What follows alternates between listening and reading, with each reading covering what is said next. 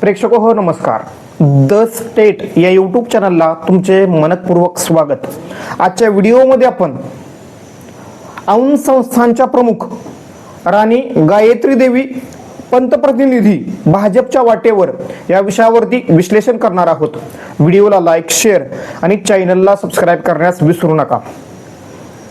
सातारा जिल्हा हा राष्ट्रवादी काँग्रेस पक्षाचा राजकीय बालेकिल्ला मानला जात होता, परंतु 2024च्या विधानसभा आणि लोकसभा निवडणुकीनंतर सातारा जिल्ह्याचं राजकीय चित्र बदलताना दिसतंय.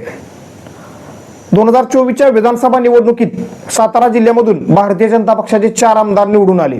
या 4 पैकी 2 आमदारांना कॅबिनेट मंत्रीपद मिळालेलं आहे.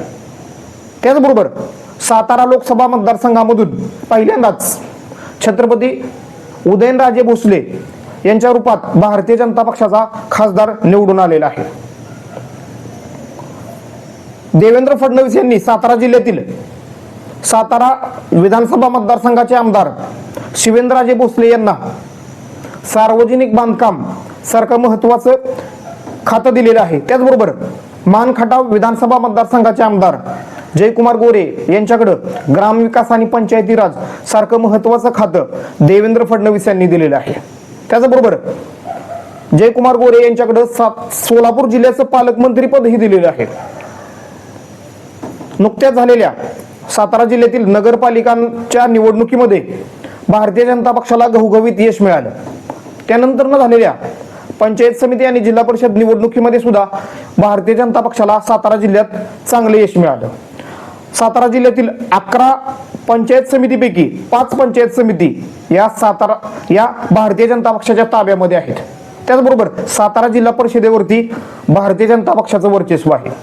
सातारा जिल्ह्यामध्ये राष्ट्रवादी काँग्रेस पक्षाकडे मातब्बर नेत्यांची फळी आहे, परंतु या नेत्यांकडे राष्ट्रवादी काँग्रेस पक्षाच्या राज्यातील प्रमुख नेत्यांकडून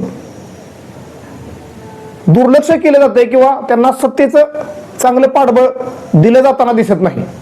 म्हणजेच अजित पवार यांचं अकाली निधन झाल्यामुळं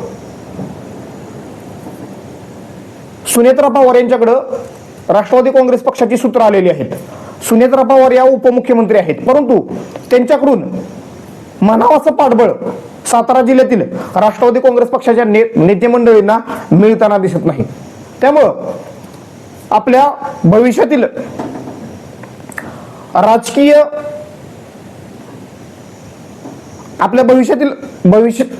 राजकीय फायद्यासाठी किंवा आपलं राजकीय भवितव्य सुरक्षित करण्यासाठी, त्याचबरोबर आपलं संस्थात्मक राजकारण सुरक्षित करण्यासाठी ही सातारा जिल्ह्यातील राष्ट्रवादी काँग्रेस पक्षाची नेते मंडळी भारतीय जनता पक्षाकडे वळताना दिसत आहेत. त्याचबरोबर भारतीय जनता पक्ष ही सातारा जिल्ह्यातील राष्ट्रवादी काँग्रेस पक्षाच्या मातब्बर नेते मंडळींना आपल्याकडे ओढण्याचा प्रयत्न सातत्याने करतोय. आणि त्याचाच भाग म्हणून किंवा त्याच रणनीतीचा भाग म्हणून औंध संस्थानच्या प्रमुख राणी गायत्री देवी पंतप्रतिनिधी यांना भारतीय जनता पक्षामध्ये सहभागी करून घेण्याचा सातारा जिल्ह्यातील भारतीय जनता पक्षाच्या नेत्यांचा प्रयत्न आहे. औंध संस्थानच्या प्रमुख गायत्री देवी पंतप्रतिनिधी या अजित पवार यांच्या निकटवर्तीय मानल्या जातात. अजित पवार यांनी सत्तेच्या माध्यमातून औंध जिल्हा परिषद गटामध्ये मोठ्या प्रमाणात विकास कामे केलेली आहेत, परंतु अजित पवार यांच्या अकाली निधनामुळे सत्तेचा म्हणावासा लाभ किंवा म्हणावाशी विकास कामं औंध जिल्हा परिषद गटामध्ये होताना दिसत नाहीत. त्याचबरोबर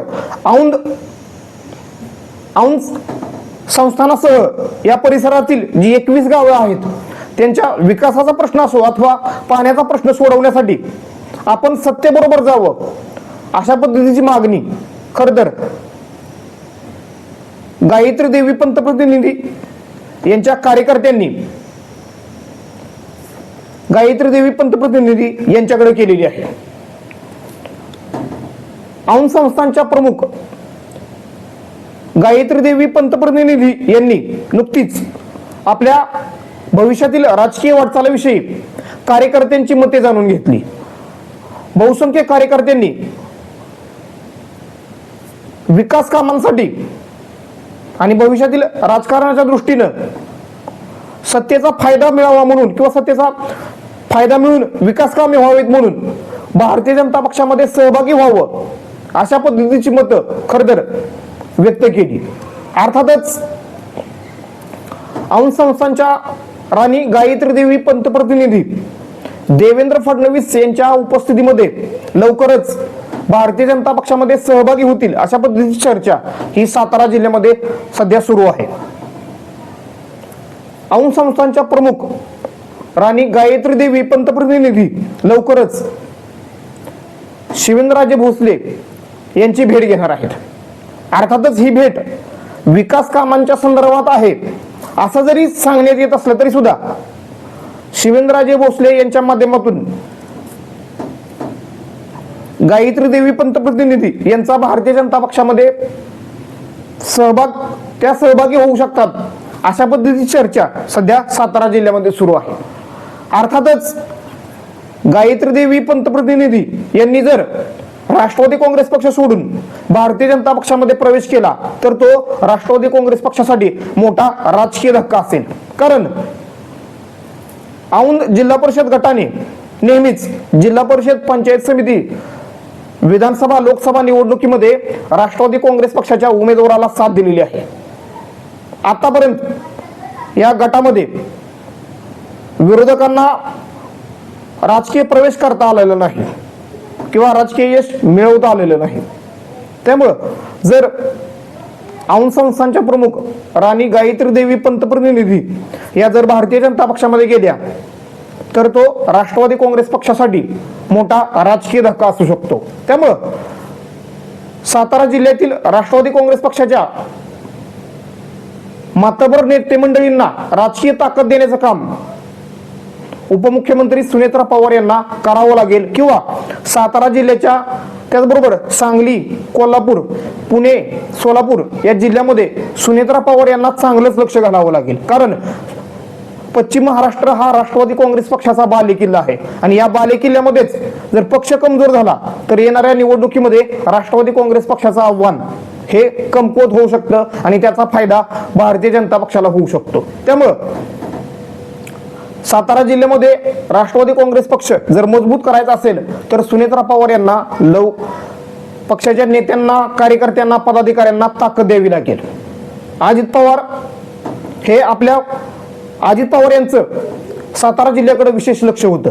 सातारा जिल्ह्यातील राष्ट्रवादी काँग्रेस पक्षाच्या नेते मंडळींना राजकीय ताकद देण्याचं काम, सत्तेचं पाठबळ देण्याचं काम अजित पवार हे वेळोवेळी करत होते. त्यामुळं सातारा जिल्ह्यामध्ये राष्ट्रवादी काँग्रेस पक्षाचं वर्चस्व हे टिकून होतं. अर्थातच नुकत्याच झालेल्या जिल्हा परिषद निवडणुकीमध्ये सातारा जिल्ह्यातून राष्ट्रवादी काँग्रेस पक्षाचे 20 सदस्य निवडून आलेले आहेत. औंध जिल्हा परिषद गटामधून सुद्धा राष्ट्रवादी काँग्रेस पक्षाचा उमेदवार निवडून आलेला आहे. त्या उमेदवाराने भारतीय जनता पक्षाच्या उमेदवाराचा पराभव केलेला आहे. त्यामुळं आगामी काळात जर राष्ट्रवादी काँग्रेस पक्षाला सातारा जिल्ह्यामध्ये आपलं राजकीय वर्चस्व अबाधित राखायचं असेल तर सुनेत्रा पवार यांना सातारा जिल्ह्याच्या राजकारणामध्ये लक्ष घालावं लागेल आणि आपल्या सातारा जिल्ह्यातील नेते मंडळींना राजकीय ताकद द्यावी लागेल.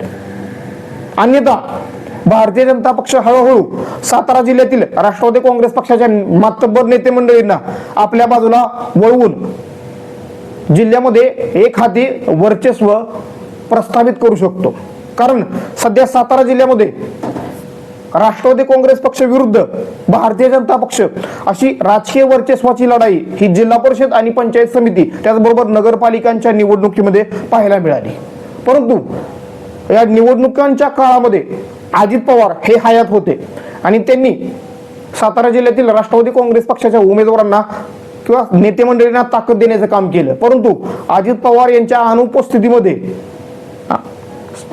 सुनेत्रा पवार यांच्याकडे पक्षाचं नेतृत्व आलेलं आहे. त्याचबरोबर सुनेत्रा पवार या उपमुख्यमंत्री आहेत, परंतु त्यांचं म्हणावं असं लक्ष या सातारा जिल्ह्यामध्ये दिसत नाही किंवा सातारा जिल्ह्यातील राष्ट्रवादी काँग्रेस पक्षाकडे दिसत नाही. त्यामुळं सातारा राष्ट्रवादी काँग्रेस पक्षाच्या नेत्यांना सत्तेबरोबर राहण्याची सवय आहे. आपलं संस्थात्मक राजकारण अबाधित राहावं, सुरक्षित राहावं यासाठी ही नेते मंडळी नेहमी सत्तेबरोबर राहत असतात. राष्ट्रवादी काँग्रेस पक्ष सत्तेबरोबर असून सुद्धा देखील या पक्षातील प्रमुख नेत्यांचं सातारा जिल्ह्यातील राष्ट्रवादी काँग्रेस पक्षाच्या नेत्यांवरती कमी लक्ष दिसतंय किंवा मनावाशी ताकद यांना पक्षाच्या नेत्यांकडून मिळताना दिसत नाही. त्यामुळं ही नेते मंडळी कुठेतरी नाराज असल्याचं दिसत आहे. त्यामुळं सातारा जिल्ह्यातील मातब्बर नेते मंडळी ही भारतीय जनता पक्षाकडे वळताना दिसत आहेत आणि त्याचाच भाग म्हणून किंवा भारतीय जनता पक्षाला सुद्धा सातारा जिल्ह्यातील राष्ट्रवादी काँग्रेस पक्षाच्या मातब्बर नेते मंडळीला आपल्या पक्षात सहभागी करून घ्यायचं आहे. आणि त्याच रणनीतीचा भाग म्हणून छत्रपती शिवेंद्रराजे भोसले यांच्या माध्यमातून औंध संस्थानच्या प्रमुख राणी गायत्री देवी पंतप्रतिनिधी या भारतीय जनता पक्षामध्ये प्रवेश करू शकतात, अशा पद्धतीची चर्चा ही सध्या सातारा जिल्ह्यामध्ये जोरदार सुरू आहे. अर्थातच जर औंध संस्थानच्या प्रमुख राणी गायत्री देवी पंतप्रतिनिधी यांनी भारतीय जनता पक्षामध्ये प्रवेश केला तर तो राष्ट्रवादी काँग्रेस पक्षासाठी मोठा राजकीय धक्का असेल. कारण आगामी 2029च्या विधानसभा निवडणुकीत यामुळं मानखटाव विधानसभा मतदारसंघामध्ये त्याचा फटका राष्ट्रवादी काँग्रेस पक्षाच्या उमेदवाराला बसू शकतो. त्याचबरोबर लोकसभा निवडणुकीत सुद्धा राष्ट्रवादी काँग्रेस पक्षाच्या उमेदवाराला त्याचा फटका बसू शकतो. त्यामुळं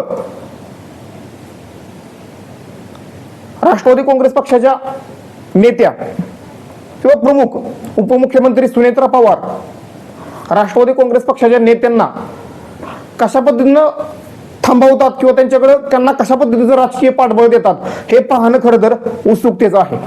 धन्यवाद. व्हिडिओला लाईक, शेअर आणि चॅनलला सबस्क्राईब करण्यास विसरू नका.